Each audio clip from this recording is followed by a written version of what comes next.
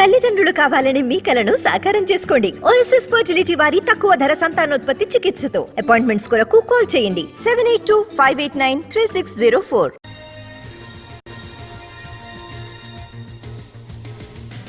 కేటీఆర్ కి ఇంకా అహంకారం తగ్గలేదన్నారు బీజేపీ నేత బండి సంజయ్. కేటీఆర్ అహంకారమే అసెంబ్లీ ఎన్నికల్లో బీఆర్ఎస్ ఓటమికి కారణమని చెప్పారు ఆయన. కేటీఆర్ చెప్పుకున్నట్టు 1,00,000 కోట్ల సంపద సృష్టిస్తే 1వ తేదీన ఎందుకు జీతాలు ఇవ్వలేకపోయారన్నారు. పార్లమెంట్ ఎన్నికల్లో కాంగ్రెస్ బీజేపీ మధ్య పోటీ ఉంటుందని స్పష్టం చేశారు బండి సంజయ్. కేటీఆర్ కి ఇంకా అహంకారం తగ్గలేదన్నారు ఆయన. అడ్రస్ గల్లంతైతుంది. బీఆర్ఎస్ పార్టీ మేము ఉన్నామని చెప్పుకునే ప్రయత్నం చేస్తున్నారు. వాళ్ళ అహంకారం ఇంకా తగ్గలే. కేసీఆర్ కొడుకు అహంకారం కానీ ఆయన బాడీ లాంగ్వేజ్ చూస్తే ఇంకా మేము అధికారంలో ఉన్నాము అని చెప్పి ఒక ఫీలింగ్ పోతలేదు ఆయనకు.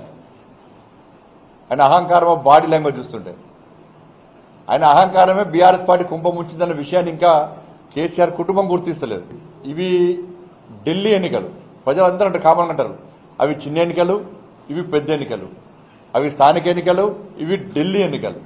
ఢిల్లీ ఎన్నికల్లో నరేంద్ర మోడీ గారు ప్రధానమంత్రిగా కావాలని చెప్పి దేశ ప్రజలందరూ కోరుకుంటారు కాబట్టి ఎన్నికల్లో భారతీయ జనతా పార్టీ పక్కా గెలవబోతుంది. BRS party address గల్లంతైతుంది.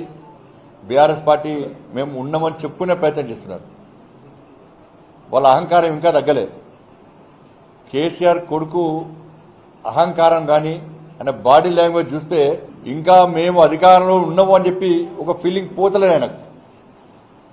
ఆయన అహంకారం బాడీ లాంగ్వేజ్ చూస్తుంటే ఆయన అహంకారమే బీఆర్ఎస్ పార్టీ కుంభముంచిందన్న విషయాన్ని ఇంకా కేసీఆర్ కుటుంబం గుర్తిస్తలేదు. ఇవి ఢిల్లీ ఎన్నికలు. ప్రజలందరూ అంటే కామన్ అంటారు అవి చిన్న ఎన్నికలు, ఇవి పెద్ద ఎన్నికలు. అవి స్థానిక ఎన్నికలు, ఇవి ఢిల్లీ ఎన్నికలు.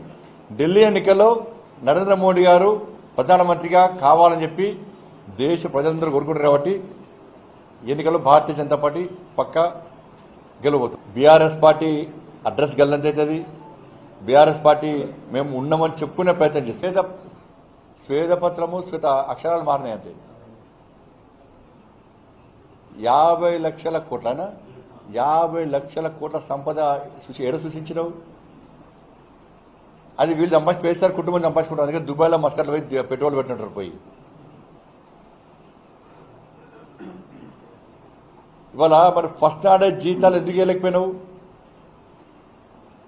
తెలంగాణ రాష్ట్రంలో భూములు అమ్మే పరిస్థితి ఎందుకు వచ్చింది? 6 లక్షల కోట్ల అప్పులు చేయాల్సిన అవసరం ఏమొచ్చింది? ప్రతి ఆర్టీసీ ఎందుకు నిర్వహణ అయిపోయింది? డిస్కంలు ఎందుకు డీలా పడుతున్నాయి? ఉద్యోగస్తులకు ఇలా ప్రమోషన్లు కానీ శాలరీషన్ ఎందుకు ఇస్తలేరు? దళిత బంధు అందరికి ఎందుకు ఇయ్యలే? 3 ఎకరాలు ఎందుకు ఇయ్యలే? పోడు భూముల పట్టాలు ఎందుకు ఇయ్యలే? ఆ స్వేదపత్రం చూస్తే ఈ ఒక్కసారి అబద్దాలు ఆడి ఆడి తెలంగాణ రాష్ట్ర ప్రజల కుంభం ముంచిన తర్వాత 2 సార్లు ముంచారు. 3వసారి ప్రజలు గుర్తించి ఇవాళ వాళ్ళని మొత్తం తగిన గుణపాఠం చెప్తే కూడా ఇంకా అబద్దాలు